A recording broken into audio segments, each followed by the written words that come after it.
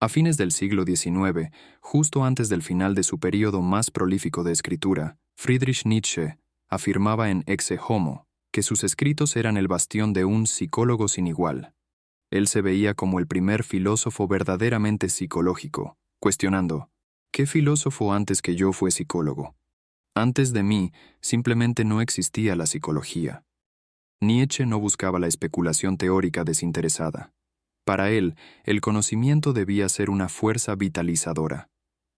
En su ensayo, sobre la utilidad y los perjuicios de la historia para la vida, citó a Goethe: «Odio todo lo que meramente me instruye sin aumentar o vigorizar mis actividades». Para Nietzsche, el objetivo de sus exploraciones psicológicas era desentrañar cómo se llega a ser uno mismo. ¿Qué dice tu conciencia? ¿Llegarás a ser la persona que eres?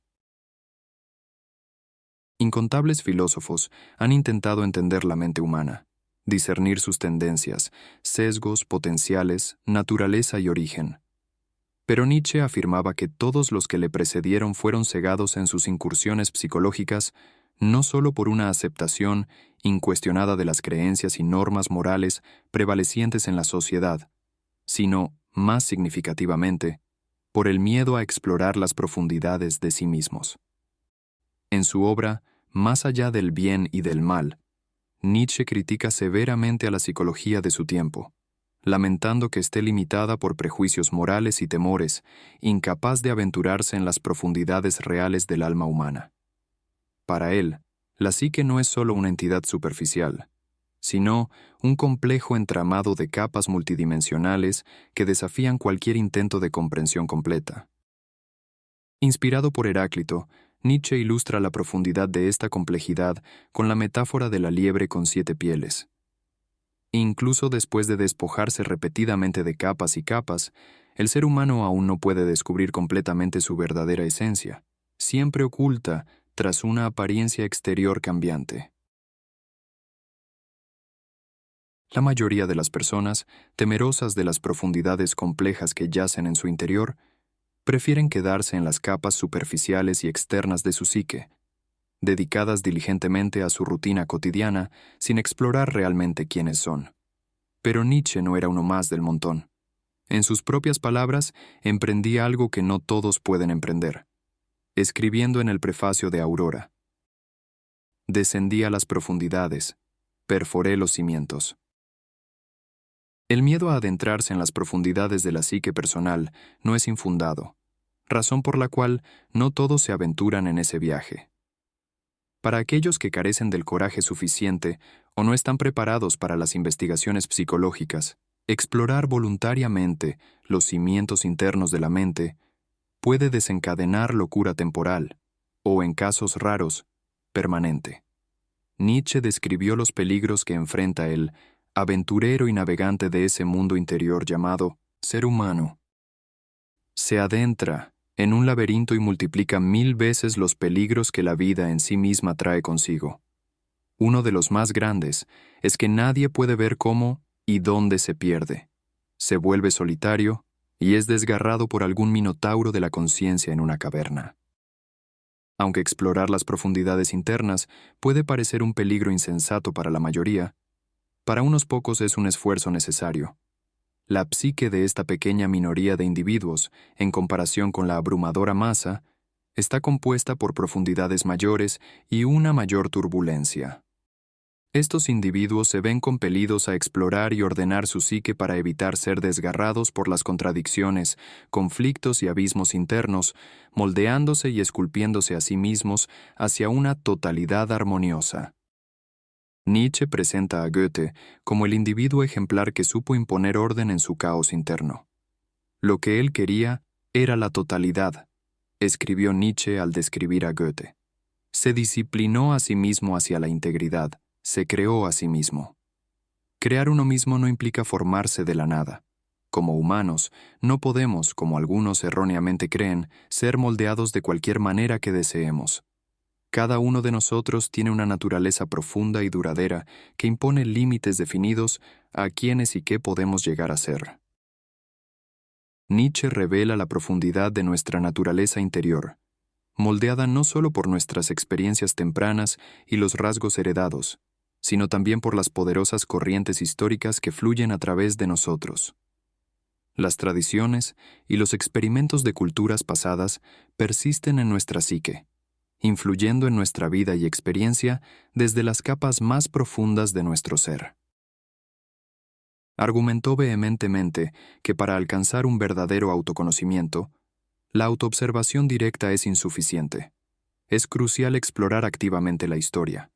Solo así podemos entender cómo el pasado, encarnado en mitos, tradiciones e instituciones, continúa viviendo en las culturas modernas y nos moldea profundamente. La falta de este sentido histórico deja al individuo moderno sintiéndose desorientado en un mundo que percibe como absurdo, incapaz de conectar sus raíces a través de los estratos profundos de la historia. En su ensayo temprano titulado Sobre la utilidad y el perjuicio de la historia para la vida, Nietzsche hizo una distinción aguda entre dos actitudes hacia el pasado: la de un pueblo que ha perdido su fe en su historia antigua y se embarca en una búsqueda incesante de novedades, y la del individuo que cultiva un sentido histórico. Este último encuentra un bienestar comparado al de un árbol con sus raíces, una felicidad en conocerse a sí mismo no de manera arbitraria, sino como el resultado de un crecimiento desde un pasado vivido como heredero, flor y fruto. No solo las culturas de milenios pasados continúan vivas dentro de nosotros. En las profundidades de nuestra psique yacen impulsos prehistóricos. Así como nuestro cuerpo conserva reliquias de etapas de desarrollo anteriores que se remontan a la era reptiliana, nuestra psique también alberga en sus profundidades impulsos primitivos que se remontan a la prehistoria de la humanidad y la animalidad. Cada ser humano, por más civilizado y desarrollado que sea en la superficie, sigue siendo un animal y un hombre arcaico en lo más profundo de su ser.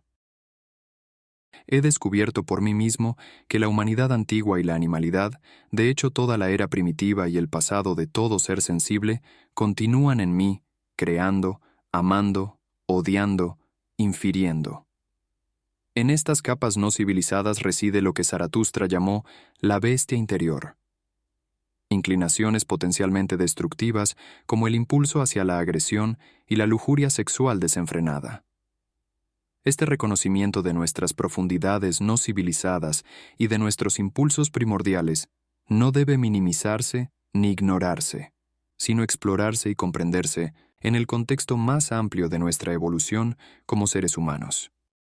En lugar de abogar por la represión de la bestia interior, Nietzsche recomendaba explorar y familiarizarse con estos vestigios potencialmente destructivos del pasado antiguo.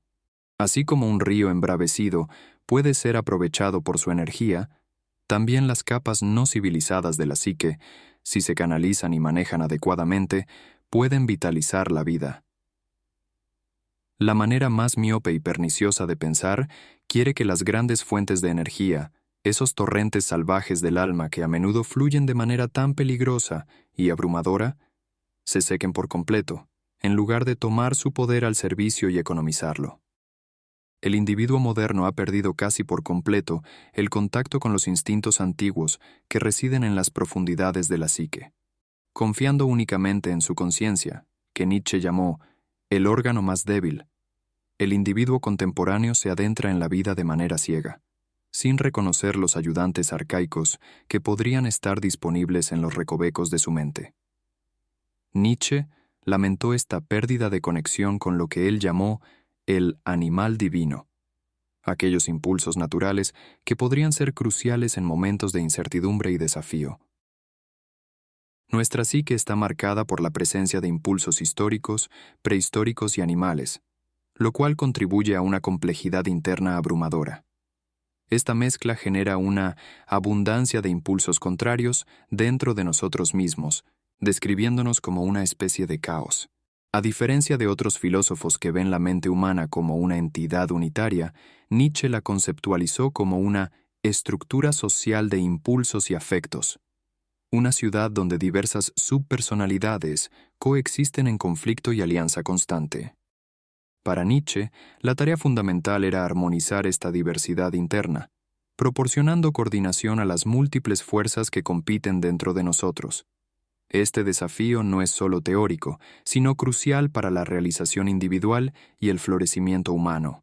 La exploración y comprensión de esta complejidad psicológica no solo enriquece nuestra autoconciencia, sino que también ofrece un camino hacia una vida más auténtica y significativa.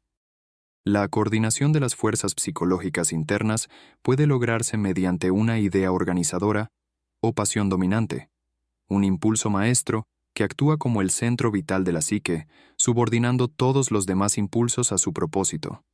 Esta idea no se encuentra mediante un acto de voluntad, sino que surge gradualmente a lo largo de la vida de una persona, revelándose por sí misma. Nietzsche instó a estar atento a este impulso maestro y permitir que crezca y se active sin obstáculos.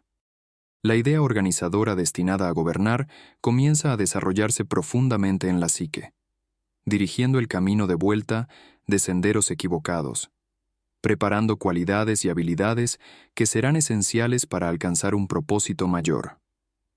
Este proceso implica entrenar meticulosamente todas las capacidades subordinadas antes de revelar claramente la tarea dominante, meta u objetivo que da sentido y coherencia a la vida del individuo. Las ideas psicológicas de Nietzsche son amplias, variadas y siempre penetrantes, resultado de su ardiente convicción de que la psique del hombre moderno necesitaba ser disecada urgentemente. Pero a pesar de sus agudas observaciones, hay críticos que afirman que sus ideas sobre la naturaleza de la mente humana son irrelevantes, debido al hecho de que, a la temprana edad de 44 años, cayó víctima de una enfermedad mental que permaneció con él hasta el final de su relativamente corta vida. Ignorando el hecho de que su enfermedad podría haber sido de origen orgánico, algunos pueden preguntar, ¿por qué debería alguien prestar atención a ideas sobre cómo convertirse en quien eres de un hombre que enloqueció? Para responder a esta pregunta, concluiremos con un pasaje inquietante de las notas no publicadas de Nietzsche, en el que parece presagiar el destino que le sucedería más tarde en la vida. Hay un dicho falso, escribió. ¿Cómo puede alguien que no puede salvarse a sí mismo salvar a los demás? Suponiendo que tenga la llave de tus cadenas, ¿por qué tu cerradura y mi cerradura deberían ser la misma?